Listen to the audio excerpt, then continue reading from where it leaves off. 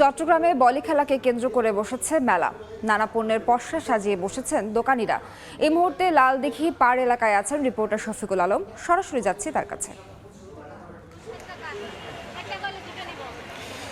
তীব্র তাপদাহের মধ্যেও কিন্তু চট্টগ্রামের ঐতিহ্যবাহী জব্বার এবং বৈশাখী মেলা মিস করছেন না চট্টগ্রামের মানুষজন। এবং আমরা সকাল থেকেও দেখেছি এই মেলা উপলক্ষে কিন্তু হরেক রকমের পসরা সাজিয়ে বসেছে দোকানিরা।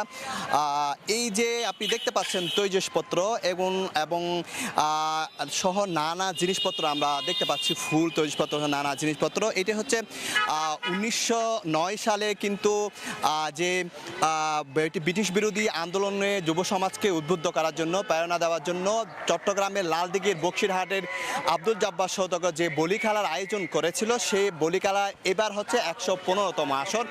এই আসরে কিন্তু ইতিমধ্যে 115 বার হয়ে গেছে জব্বারের বলি খেলা। এই জব্বারের বলি খেলা মূলত হবে আগামীকালে, কিন্তু কুস্তি অর্থাৎ জব্বারের বলি খেলা হবে আগামীকালে মূল খেলা। এবং সেই খেলাকে ঘিরে কিন্তু মানুষের, আপনি দেখতে পাচ্ছেন মানুষের উপচে পড়া ভিড় জমেছে চট্টগ্রামের লালদিঘির মাঠে। এবং নানা রকমের জিনিসপত্র কিনছেন দোকানিরা। এবং তাদের এই যে চট্টগ্রামের যে ঐতিহ্যবাহী যে জব্বারের বলি খেলা উপলক্ষে কিন্তু 3 দিন হলেও কিন্তু এর আগে পরে প্রায় 1 মাস ধরে চলে এই চট্টগ্রামের বলি খেলা।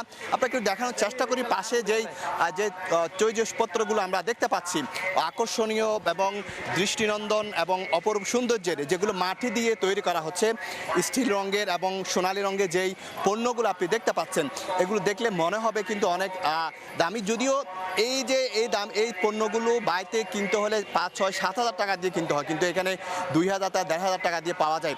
অর্থাৎ চট্টগ্রামের সংস্কৃতির সাথে ওতপ্রোতভাবে জড়িত রয়েছে এই বলি খেলা।